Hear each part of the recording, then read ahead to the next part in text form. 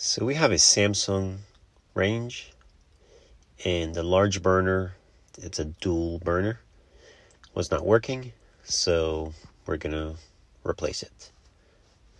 Now to remove the burner, you have to start by removing the 3 screws that secures the front, or I should say the top, the glass top. Then we're gonna go around to the back, and we're gonna remove some screws. Those are the screws in the center, and then also the one up top. Basically, you want to remove the entire back. I also changed a switch. I don't think I included that in this video, but so it's easier, better access. My tripod, I did not have it, so bear with me on this.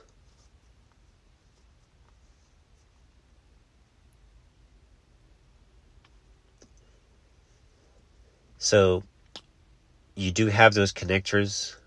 You will have to disconnect those. That's the only way you can remove the top. There they are. And you can slide those through the opening.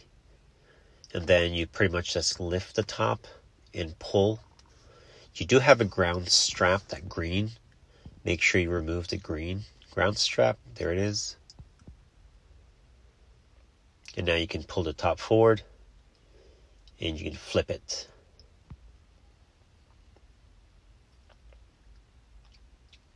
Now we have it flipped. So I would say mark or just take pictures. You can always put marks on the new element, just a tiny mark, where everything is going to be screwed back. Everything has numbers, so you really can't mess it up if you pay attention. But as you can see, where each clips are, they have a series of numbers. So you can just take a Sharpie and just put a short, tiny mark where the new clips and everything is going to go. Now this is a trick how to remove the terminals. Just squeeze it and just use a screwdriver, flathead, and just push. It takes away the pressure off the wires and you don't pull on the wire. And sometimes you don't want to cut your fingers by pulling and then you slip. So just a trick I use.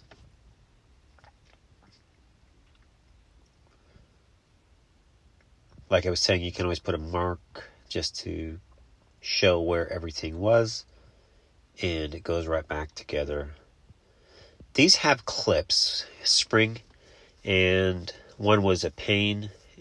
Not sure why, but it was very difficult to come off. It wasn't supposed to. So that was the only issue I had with this. And once all those are removed and the screws, then you can just remove the element. Now this is a clip that you'll have to transfer, and I wanted to show, or at least get a better visual or image.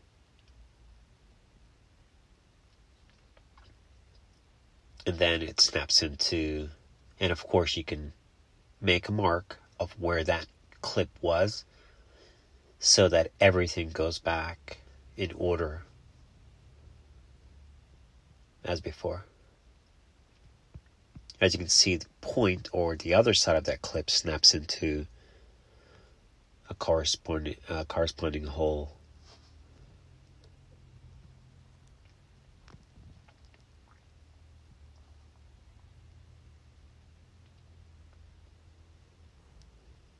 And be careful when handling the element. You don't want to drop it. You can definitely damage it. And this is taking off again. And then back on so you can see.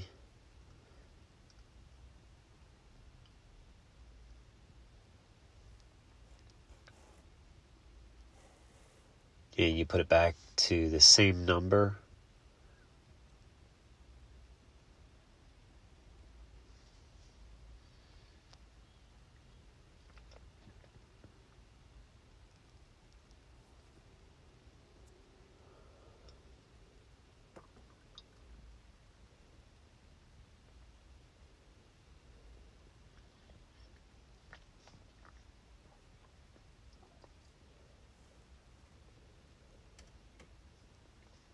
Also, if you have two large burners on your stove, it is good practice to use both of them. Some customers tend to use only one burner and they wonder why it goes before the rest. So go back and forth with the two large burners that you have, and that will extend the life of both of them.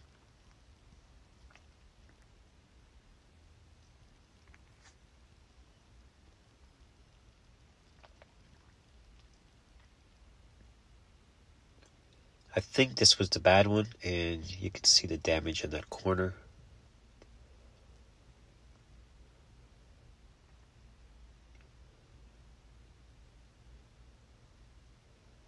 Yep, I was wrapping up, and so good point here, guys. When you go to slide your spade onto your connectors, if you can pull them off pretty, easily, then take a pliers or channel lock, squeeze slightly and snug them back on. They need to be tight.